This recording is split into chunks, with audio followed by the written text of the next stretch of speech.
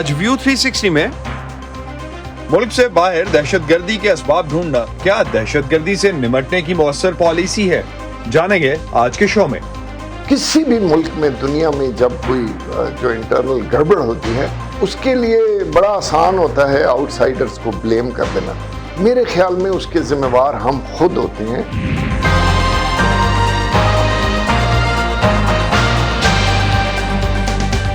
Voice of America کے Washington studios میں آپ سب کو خوش آمدید۔ آپ دیکھ رہے ہیں پروگرام ویو 360 اور میں ہوں اسد اللہ خالد۔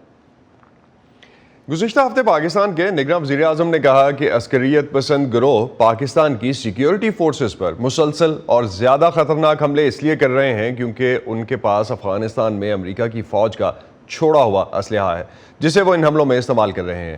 ان کے اس بیان کے بعد امریکہ کی قومی سلامتی کے ترجمان جان کربی نے کہا تھا کہ افغانستان سے نکلتے ہوئے امریکہ نے وہاں کوئی فوجی ساز و سامان نہیں چھوڑا تھا۔ پاکستان اس کے علاوہ افغانستان سے بھی شکایت کرتا دکھائی دیتا ہے کہ یہ حملے اس کی سرزمین سے ہو رہے ہیں، جبکہ طالبان کا کہنا ہے کہ پاکستان خود اپنی سرزمین محفوظ بنائے۔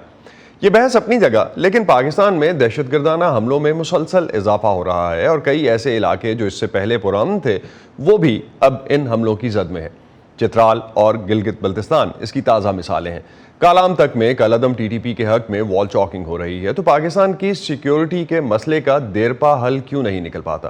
ہر بار کمر توڑ دینے اور مکمل صفایا کر دینے کے دعووں کے باوجود ایسی کارروائیاں کیوں ہوتی ہیں، اس پر بات کریں گے ہم آج کے شو میں۔ پاکستان میں گزشتہ 9 سال میں کسی بھی ایک ماہ کے دوران دہشت گردی کے سب سے زیادہ واقعات اس سال اگست کے مہینے میں رپورٹ ہوئے۔ اس سے پہلے اتنی بڑی تعداد میں یہ واقعات نومبر 2014 میں ہوئے تھے۔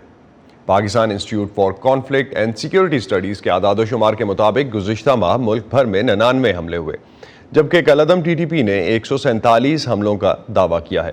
ان حملوں میں 112 ہلاکتیں ہوئیں جبکہ 87 افراد زخمی ہوئے۔ جولائی کے 54 حملوں کے مقابلے میں اگست کے مہینے میں ہونے والے حملوں میں 83% اضافہ ہوا۔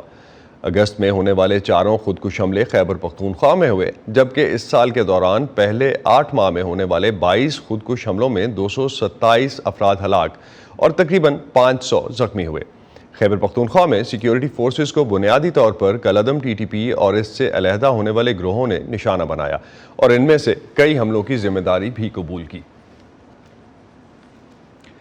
ان حملوں میں ہلاک اور زخمی ہونے والے 50% سے زیادہ سیکیورٹی اہلکار ہیں۔ وائس آف امریکہ کے نظر الاسلام نے ان حملوں میں مارے گئے کچھ پولیس افسران کے لواحقین سے بات کی۔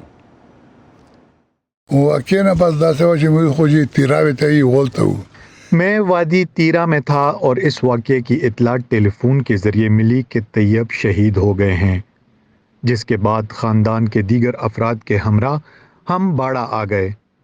میں شدید صدمے میں تھا مگر صبر کے سوا کوئی چارہ نہیں تھا۔ میرے دل کا حال تو خدا ہی جانتا ہے، کیونکہ اولاد تو دل کے ٹکڑے کی مانند ہوتی ہے۔ سیکیورٹی فورسز کے حوالے سے حالات عرصہ دراز سے خراب ہیں، لیکن اپنے دل کو بس دلاسا ہی دیتے رہتے ہیں۔ باقی جو اللہ کی طرف سے منظور ہوتا ہے وہی ہو کر رہتا ہے۔ وہ گھر کے بڑے تھے، اس واقعے نے ہمیں بے آسرا کر دیا ہے۔ ان کی مثال گھر کے چھت کی تھی۔ سب کچھ ریزہ ریزہ ہو گیا۔ وہ ہمیں بے سہارا چھوڑ گیا ہے۔ اللہ کے بعد وہ ہمارے گھرانے کا واحد سہارا تھا۔ ملک کے ایسے حصوں میں دہشت گردی کی آگ کا پہنچنا جو اس سے پہلے اس سے محفوظ تھے، جیسے چترال، اس پر مقامی آبادیاں کس طرح سے ریئیکٹ کر رہی ہیں اور سیکیورٹی ادارے اس تھریٹ سے نمٹنے کے لیے کیا کر رہے ہیں، اس پر بات کرتے ہیں وائس آف امریکہ کے شمیم شاہد سے۔ شمیم، کون سے علاقے ایسے ہیں جہاں ابھی ٹی ٹی پی سامنے آئی ہے جو اس سے پہلے نہیں ہوا تھا؟ چترال سر فہرست، کیونکہ چترال میں ابجر سے اتفاق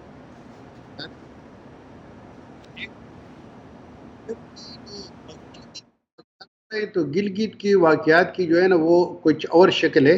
وہاں اس سے پہلے بھی یہ جو دیامیر تھا، چلاس تھا، وہاں پر اس سے پہلے بھی اٹیکس ہوتے رہتے تھے، مگر جو سینٹرل گلگت تھا وہاں پر حالات اچھے تھے، اتنی خراب حالات نہیں تھے۔ اب یہاں پر بھی تقریباً ملیٹنسی کا دورہ ہے۔ پچھلے کئی ہفتوں سے انٹرنیٹ سسٹم بند ہے، لوگ جو ہے نا بہت زیادہ پریشان ہے، گلگت میں بھی اور چترال میں بھی۔ تو لوگ خود بھی سمجھ نہیں تھی کہ یہ کیا ہے۔ मगर मैं समझता हूँ कि इसकी असल वजह ये है कि हुकूमत की जो पॉलिसी है वो ज़रा कंफ्यूजिंग है। अभी तक मतलब इल्ज़ाम ये भी लगाया जा रहा है कि जो साबिक कोर कमांडर साहब था उन्होंने मुज़ाकरात शुरू किए थे, कुछ लोगों को रिलीज़ भी करवाया गया था सदर साहब ने, और इसी वजह से कुछ लोग आए भी थे। अभी तक ये भी मुतालिबे हो रहे हैं कि ये लोग जब आए हैं तो या तो इनको वापस कर दें, मगर ये जिस तरह आपने बताया कालाम में भी है, माटा के पहाड़ी इलाकों में भी है, खैबर पख्तूनख्वा की जो वादी तीरा है यहाँ पर भी जो टेररिस्ट है वो कभी कभी नमूदार होते हैं, वज़ीरिस्तान में भी आते हैं। 1 सितंबर को सरकारी तौर पर जारी करदा एक बयान भी आया था जिसमें मुख्तलिफ इलाकों में सरहद पार अफ़गानिस्तान में जो रूपोश TTP के लोग थे तो वो ग्रुपों की शक्ल में दाखिल हुए थे। तो शमीम, क्या इस वक्त हम इलाके की आवाम का अगर रद्दअमल जाने और इंतज़ामिया का रद्दअमल इस पर क्या है? बिकॉज़ इससे पहले हम सवात में देख चुके हैं कि लोग खुद बाहर निकले, इसके अलावा उन इलाकों में जहाँ इससे पहले दहशतगर्दी हुई थी अब दोबारा से लोग उस पर रेजिस्ट कर रहे हैं। ये देखिए ना, चतराल जो है ना, चतराल की आबादी अजीब किस्म की है। वहाँ मतलब पहले से ये इसी किस्म के वाक़यात या दहशतगर्दी था या मजहबी इंतहा पसंदी था, तो इसी पर लोग डिवाइड है। वहाँ पर अगर हम देखें तो वहाँ पर एक तो सुन्नी लोग है, एक अहले तशी है और एक इस्माइली बिरादरी के लोग हैं। तो चतराल में ये लोग जो है ना ज़्यादातर सियासी तौर पर भी है और मजहबी तौर पर ये तकसीम होते हैं। तो अभी तक चतराल में न किसी सियासी जमात ने इनके ख़िलाफ़ कोई ऐलान कर रखा है मुजाहरे का या धरने का, और न मुकामी लोगों ने किया है। इसकी असल वजह ये है कि ये लोग तकसीम है। दूसरी बात ये है कि ये जो चतराल है तो चतराल के अपने लोग जो है वो चाहे सुन्नी है चाहे लतशी है, तो इतनी ज़्यादा मजहबी इंतहा पसंद भी नहीं है, और वो जो मजहबी इंतहा पसंद जमातें हैं जिनका TTP के साथ रब्ता होता है उनके साथ भी उनका कोई लिंक नहीं होता। इलाके के जो आवाम है उनके वो जो वहाँ पे डेमोग्राफिक्स हैं उसकी वजह से ये डिफरेंस आ रहा है। बहुत बहुत शुक्रिया शमीम शाहिद, आप हमें अपडेट कर रहे थे कि किस तरह की सिचुएशन है इस इलाके में इस वक्त। 11 के बाद जब भी दहशतगर्दी के वाक़यात में इजाफा हुआ, इसकी जिम्मेदारी पाकिस्तान की दहशतगर्दी के खिलाफ जंग में शमूलियत पर डाली गई। Retired lieutenant general Asif Yasin Pakistan के साबिक सेक्रेटरी दिफा रह चुके हैं। वॉइस ऑफ अमेरिका के अली फुरकान ने उनसे जानने की कोशिश की कि अगर 9/11 के बाद पाकिस्तान अमेरिका की दहशतगर्दी के खिलाफ जंग में शामिल ना होता तो क्या आज इसकी सूरत हाल सिक्योरिटी के हवाले से मुख्तलिफ होती? देखिए, पहली तो ये बात है कि ये ना कहना जो है ना, ये सिर्फ अमेरिका के लिए इसको नहीं देखा जा रहा था, ये सारी दुनिया में उस वक्त एक भूचाल आया हुआ था, अगर आपको याद हो। सो अगर हम उस वक्त बिल्कुल ही ब्लंट किस्म की कहते कि जी नहीं हमने नहीं खेलना, तो मेरे ख्याल में वो एक डिज़ास्ट्रस फॉरेन पॉलिसी डिज़ास्टर था हमारे लिए। सो आपने एक एक पैलेटेबल अप्रोच बनानी चाहिए थी, जो हम थोड़ा उससे आगे निकल गए। सो मेरे ख्याल में ना कहना was not an option, but how to do was it's option, where to go was its option, and what to get out of it was our option, which probably we didn't play well.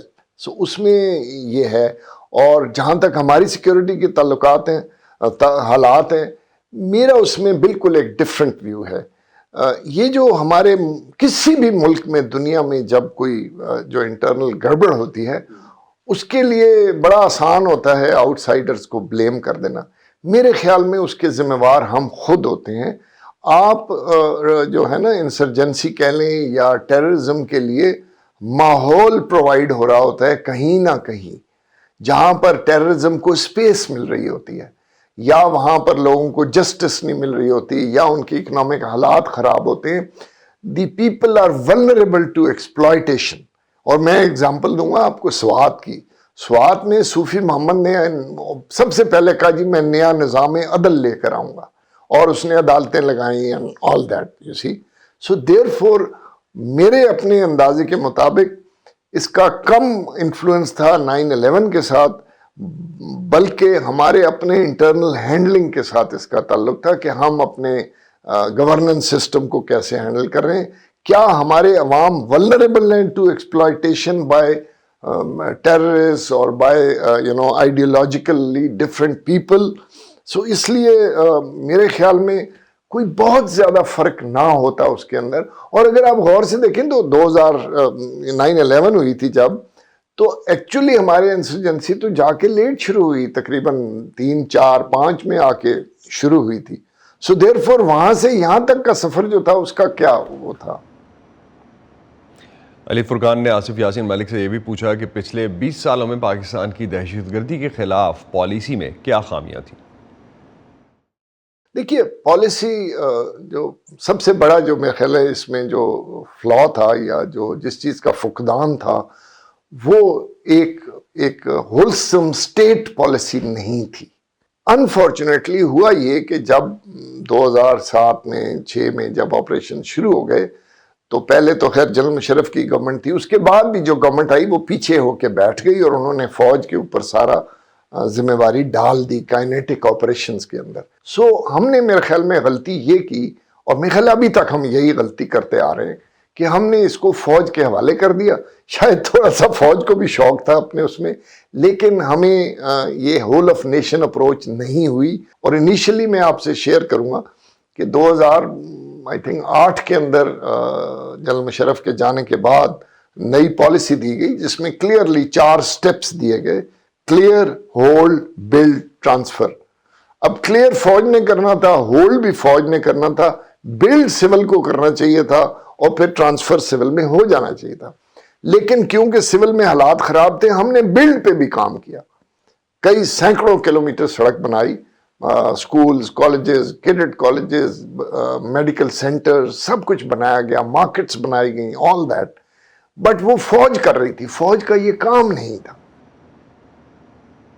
تو پھر کیا ایسے اقدامات ہیں جو پاکستان کی طرف سے اب تک نہیں کیے گئے اور اسی وجہ سے TTP کے سرحدی علاقوں میں دوبارہ سر اٹھانے کی خبریں آ رہی ہیں؟ اس پر بات کرتے ہیں نیو لائنز انسٹیٹیوٹ کے سینئر ڈائریکٹر ڈاکٹر کامران بخاری سے.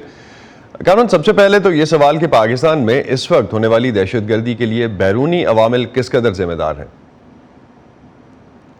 دیکھیں، بیرونی عوامل تو ہمیشہ ذمہ دار ہوتے ہیں. کوئی ملک ویکیوم میں نہیں رہتا. ہر ملک کے اندر جو اس کے اندرونی حالات ہیں وہ بیرونی جو ہے جو اسٹریٹجک انوائرمنٹ ہوتا ہے اس کے مطابق جو ہے وہ اپنا جو کیا نام ہے ایوالو ہوتا ہے, اس کے مطابق جو ہے وہ پلاننگ کی جاتی ہے. پاکستان کی جو سچویشن ہے وہ یہ ہے کہ جنرل یاسین سے میں اتفاق کرتا ہوں کہ جو اندرونی حالات تھے, لیکن ساتھ ہی ساتھ ہم نے ایک ناسور پال رہے تھے مغربی سرحد کے لیے. جو افغانستان کے اندر جو طالبان تھے وہ کہاں تھے ان 20 سالوں کے اندر؟ وہ پاکستان کے اندر ان کی پوری قیادت تھی. ہم یہ بات نہیں کرنا چاہتے, لوگ ناراض ہو جاتے ہیں, کہتے ہیں جی کہ جو ہے آپ محب وطن نہیں ہیں یا آپ جو ہے وہ الزام تراشی کر رہے ہیں. لیکن جو ہے صدق دل سے میں یہ کہنے کی کوشش کر رہا ہوں کہ یہ ناسور ہم نے پالا ہے. کیا سمجھ رہے تھے کہ ادھر افغان طالبان حکومت آ جائے گی تو ہم محفوظ رہیں گے؟ اگر کوئی یہ سوچ رہا تھا تو میں سمجھتا ہوں کہ یہ بڑی ہی بلنڈرس تھنکنگ تھی. اور مجھے تو لگتا ہے کہ اسٹیٹ جو ہے وہ ایک ڈاکٹر جیکل اور مسٹر ہائیڈ کا شکار, کہ جہاں ایک طرف جو ہے وہ آپ افغانستان میں طالبان چاہتے تھے اور اندرونی طور پہ اپنے حالات بہتر چاہتے تھے, and the right hand doesn't know what the left hand is doing. تو جنرلی ایسا ہی ہے کیا؟ چونکہ چترال جیسی جگہ پر دہشت گردوں کا پہنچنا, کاروائیاں کرنا, کیا یہ دہشت گردی سے نمٹنے کی حکمت عملی جو ہے اس پہ کافی بڑا سوالیہ نشان نہیں ہے؟ ایبسلیوٹلی اسد, اس میں اگر آپ دیکھیں تو افغان طالبان جو ہیں وہ انہوں نے یہ جو قبضہ کیا ہے افغانستان کے اوپر, اس سے پہلے کئی سال انہوں نے کوشش کی کہ یہ جو شمالی جو صوبہ ہے افغانستان کا بدخشاں, جس کا بارڈر لگتا ہے چترال کے ساتھ بھی اور تاجکستان پہ بھی, اس پہ ایک میرا مضمون آیا تھا جنوری کے اندر کہ جس میں میں نے کہا تھا کہ تاجکستان کو خطرہ ہے, اور اس میں یہ بھی میں نے اشارہ کیا تھا کہ اس میں چترال کو بھی خطرہ ہے. تو جو ہم حالات دیکھ رہے ہیں اس وقت یہ اس کا ایک کنٹینیویشن ہے, یہ اس کا لاجیکل نیکسٹ سٹیپ ہے کہ اگر جو ہے طالبان, اب ہم یہاں تفریق کرتے ہیں جی ایک TTP ہے اور ایک جو ہے وہ اپنا افغان طالبان ہے. دیکھیں یہ دونوں ایک ہی ہیں. افغان طالبان یہ جانتے ہیں کہ وہ اپنی جو ان کی ریاست ہے, جس طرح کی وہ مڈیول ایمریٹ جو ہے نا مینٹین کرنا چاہتے ہیں, وہ نہیں ہو سکتی جب تک کہ ان کے پاس اسٹریٹجک ڈیپتھ نہ ہو پاکستان کے اندر. کیونکہ پاکستان کا اسلامک ریپبلک اور افغانستان کی جو ایمریٹ ہے وہ ایک کمپیٹنگ ماڈلز جو ہے وہ مسلم گورننس ہے. تو یہ نہیں ہو سکتا کہ آپ جو ہے ادھر طالبان کی عمارت رہے اور آپ کے اوپر کچھ نہ ہو. اور پھر جو ٹی ٹی پی ہے اس کا انٹرسٹ افغانستان میں نہیں ہے. وہ لوگ پاکستانی باشندے ہیں, گو کہ وہ کزنز ہیں ایتھنکلی, ٹرائبلی اور ایڈیالوجیکلی جو ہے وہ ان کے بھائی ہیں افغان طالبان کے, لیکن ان کو علاقہ ادھر چاہیے. اور افغان طالبان کے اب افغان طالبان جو ہے کامران, اب افغان طالبان سے پاکستان کیا امید لگائے بیٹھا ہے؟ کیونکہ آئی ایس پی آر نے کہا کہ انہوں نے افغانستان کو بتا دیا تھا, مطلع کر دیا تھا کہ چترال کے بارڈر پر ٹی ٹی پی کے لوگ کارروائی کے لیے اکٹھے ہو رہے ہیں. دیکھیں اس کا کوئی حل نہیں ہے. یہ میں کل ہی میں اپنی کلاس میں جو ہے اپنے اسٹوڈنٹس کو یہ بتا رہا تھا کہ جس وقت پی ایل او کا جو فلسطینی لبریشن آرگنائزیشن تھی, جب 70s میں وہ لبنان میں منتقل ہوئی تو اسرائیل کو وہاں سے خطرہ تھا. تو اسرائیل نے کیا کیا, 1982 میں انویژن کیا لبنان کا, کیونکہ ایک تو لبنان کے حالات ایسے تھے کہ وہاں خانہ جنگی تھی. ایسے ہی حالات ہیں اس وقت افغانستان کے اندر. اگر ہم سمجھتے ہیں کہ وہاں کوئی امن امان ہے یا جو ہے ہم ایک وہ انٹریگنم میں ہیں, ابھی طالبان کی ریاست نے قدم نہیں جمائے ہیں بیٹھ کے, اور وہاں پہ ایک افراتفری ہے. جب تک پاکستانی فوج جو ہے وہ آفینسو پہ نہیں جائے گی, جب تک ٹی ٹی پی کے ٹھکانوں پہ جو ہے ایئر اسٹرائکس نہیں ہوں گی, ایک بفر زون نہیں کریٹ ہوگا, آئی ریئلی ڈونٹ تھنک کہ اس پرابلمس ہم نے جو ہے نا حاصل کرنے کی جو ہے نا وہ پوزیشن میں ہوں گے. بہت بہت شکریہ. کامران بخاری ہمارے ساتھ تھے ناظرین, اور جو بیسیکلی کامران کا کہنا ہے کلوزنگ پہ کہ سب سے زیادہ اس وقت پاکستان کو اپنی ڈیفینسو اسٹریٹجی سے نکل کے ایگریسو اسٹریٹجی پہ جانا چاہیے. بہت شکریہ کامران.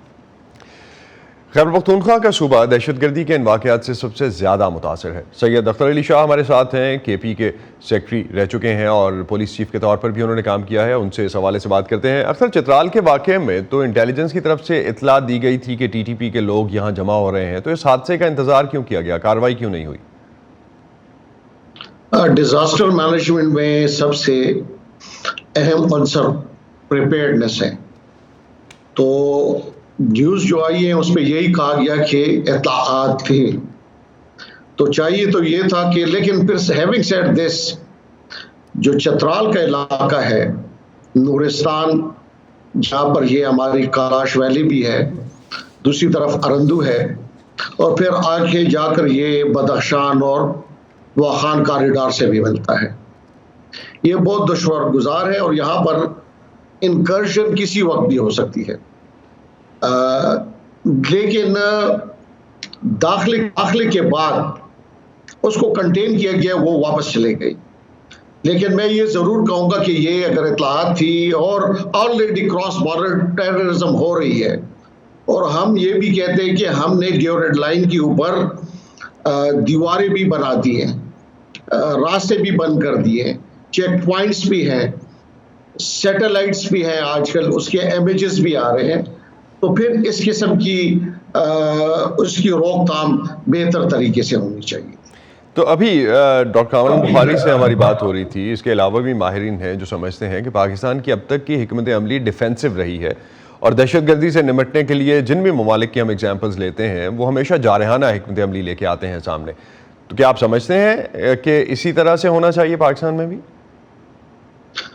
پاکستان میں دونوں قسم کی حکمت عملیہ کو اپنایا گیا. یہاں پر ماضی میں معاہدے بھی کیے گئے, سراروغہ سے لے کر مولانا فضل الرحمان تک. پھر اس کے بعد سوات میں آپریشن بھی کیے گئے, اور جب سوات میں آپریشن ہوا تو وہاں پر آپ دیکھتے ہیں کہ حالات بہتر ہوئے. وہاں پر متوازی آج کا اگر کل سے موازنہ کیا جائے تو بہتر ہے آج, کیونکہ اس وقت تو متوازی حکومتیں بن گئی تھی, وہ اپنی عدالتیں چلا رہے تھے, گھر سے نکلنا ہی بحال تھا. پشاور جیسے شہر میں جو ہمارا دارالخلافہ تھا, یہاں آس پاس انہوں نے شورش تھی اور علاقوں پہ قبضے کر لیے تھے. خیبر میں, نارتھ وزیرستان میں, پھر اے پی ایس کا جو واقعہ ہوا, پھر ہم نے آفینسو پہ گئے, اور ہم پھر جو اعداد شمار تھے 2014 کے بعد اس پہ بدتدریج کمی ہوتی گئی, اور جو ان کے نیٹ ورک تھے وہ کافی حد تک توڑے گئے. لیکن میں یہ کہوں گا کہ نیوکلیس پورا نہیں ٹوٹا اور انہوں نے وہاں سے مائگریشن کر دی سیف ہیون جو افغانستان میں تھی. تو یہ کیا ویل تھاٹ اسٹریٹجی نہیں تھی اختر؟ ویل تھاٹ اسٹریٹجی نہیں تھی، پوری سنکرونائز نہیں تھی، یا ہاف ہارٹیڈلی ڈیزائن کی گئی تھی کہ ایک چیپٹر جو ہے یا ایک علاقہ جو ہے وہ کلیئر کروا لیا جائے اور اس کے بعد پھر دیکھیں گے کہ خود ہی سارا کچھ ٹھیک ہو جائے؟ اس وقت تو میں یہ کہوں گا ضرب عضب جو آپریشن ہوا تو اس میں نارتھ وزیرستان، خیبر 1 خیبر 2 ڈفرینٹ یہ تمام علاقے تقریباً خالی ہو گئے اور نیشنل ایکشن پلان جو اس کے 20 نکات تھے، اس کے بعض نکات پہ تو عمل ہوا، لیکن بعد میں پھر جس پہ دیکھیں مدرسہ ریفارمز بھی ہے، جس پہ ہم نے جسٹس سسٹم کو بہتر بنانا تھا، ہم نے فاٹا میں ڈیولپمنٹس کرنی تھی، وہ ان پر پورا عمل درآمد نہیں ہوا. پھر اس کے بعد چونکہ افغانستان میں اس وقت امریکہ بھی تھا، نیٹو فورسز بھی تھی، وہاں پر طالبان امریکہ کے خلاف لڑ رہے تھے، تو یہاں سے جو طالبان وہاں پر گئے وہ ایک آئیڈیالوجیکل بانڈ تھا ان کا، وہ بھی ان کے شانہ بشانہ لڑتے رہے. تو اس وقت تو پاکستان کے اندر طالبان اس وقت اتنی کارروائیاں نہیں کر رہے تھے کیونکہ وہ وہاں پر زیادہ مشغول تھے اور وہاں تو شاید اسی کا جو ہے وہ تھوڑی سی سپیس اس حوالے سے بھی ان کو ملی، جس طرح سے ابھی کامران بھی تھوڑی دیر پہلے بات کر رہے تھے. تو چترال میں جو ہونے والی کارروائی ہے اور اب کالام اور گلگت بلتستان میں ٹی ٹی پی کے نام کی وال چاکنگز، کیا یہ واقعہ 2007 سے پہلے بننے والی صورتحال سے مختلف ہیں؟ میں یہ کہوں گا آپ ایک اس چیز پہ ضرور نظر ڈالیں کہ یہ ایک ذہن سازی یہ ایک دن میں کبھی نہیں ہوتی. ہمارے ہاں جو ہماری عمومی پالیسی بنی اسٹیٹ لیول کے اوپر، اس میں تو ہم نے مختلف ادوار میں مذہب کو خود ایک کارڈ کے طور پر استعمال کیا. خود امریکہ ریگن ڈاکٹرائن کیا تھا، cold war award of award, پھر جب ریگن ڈاکٹرائن آیا تو اس میں آپ نے ایوارڈ بھی کرنا شروع کر دیا. آپ نے جہادی تنظیمیں یہاں پر پاکستان کے اندر بھی بنی، اس کو امریکہ نے بھی سپورٹ کیا، ڈالرز بھی دیے، اسٹینگر میزائلز بھی دیے. اس وقت ہم اس کو جہاد کا نام دے رہے تھے. یہاں سے مجاہدین جا کر ریگن سے انہوں نے ملاقاتیں بھی کی، بڑی تصویریں شائع ہوئی. تو یہ اسی وقت یہ لوگ بھی یہاں پر آئے تھے، عبداللہ آزاد بھی آیا تھا اور القاعدہ کے اسامہ بن لادن، یہ تمام تو ان زمانوں میں آئے تھے. مدرسے بھی اس وقت قائم ہوئے، یہ تفکیری فلسفے بھی اس وقت یہاں پر آئے. پھر بعد میں اس وقت تو اسٹریٹجک میچ تھا امریکہ کا اور پاکستان کا، پھر 9/11 ہوا.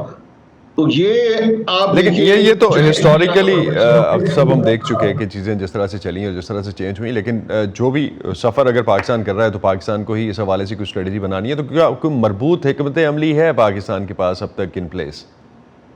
اس وقت مربوط جہاں تک حکمت عملی تو ہے، اس پر عمل کی ضرورت ہے. دیکھیے ہمارا آئین بڑا واضح ہے. آئین کہتا ہے کہ پرائیویٹ آرمیز کی کوئی گنجائش نہیں. پھر ہم نے اینٹی ٹیررزم ایکٹ 1997 بنایا ہوا ہے. ہم نے انویسٹیگیشن آف فیئر ٹرائل وہ بنایا ہوا ہے کس لیے کہ ہم ٹیررزم کی روک تھام کریں گے. اینٹی منی لانڈرنگ ایکٹ بنایا ہوا ہے. تو یہ پالیسیز تو ان قوانین اور آئین کے تحت ہی بنتی ہے، اور پالیسیز بھی ہم نے بنائی ہوئی جس میں ہم کہہ رہے ہیں کہ zero tolerance against terrorism, violent extremism. اصل بات قانون کی حکمرانی کی ہے اور اس پر عمل کی ہے، اور قانون کی حکمرانی تبھی ممکن ہے جب آپ اپنے قوانین پر پورے طریقے سے عمل کریں. تو آپ کے خیال میں پالیسی ہے لیکن اس پر عمل درآمد جو ہے وہ نہیں ہو رہا. بہت بہت شکریہ اختر علی شاہ، آپ ہمارے ساتھ تھے اور جس طرح کی سچویشن کے پی میں ہے اور اوور آل پاکستان میں سیکیورٹی کے حوالے سے اس پہ ہم سے بات کر رہے تھے. شکریہ. اسی پہ ختم کرتے ہیں آج کا ویو 360. اسٹے سیف اور پاکستان اور خطے سمیت دنیا بھر کی اہم خبروں اور دلچسپ معلومات کے لیے آپ آ سکتے ہیں ہماری ویب سائٹ urduvoa.com پر. اب تک کے لیے اتنا ہی. اسد اللہ خالد کو اجازت دیجیے. خدا حافظ.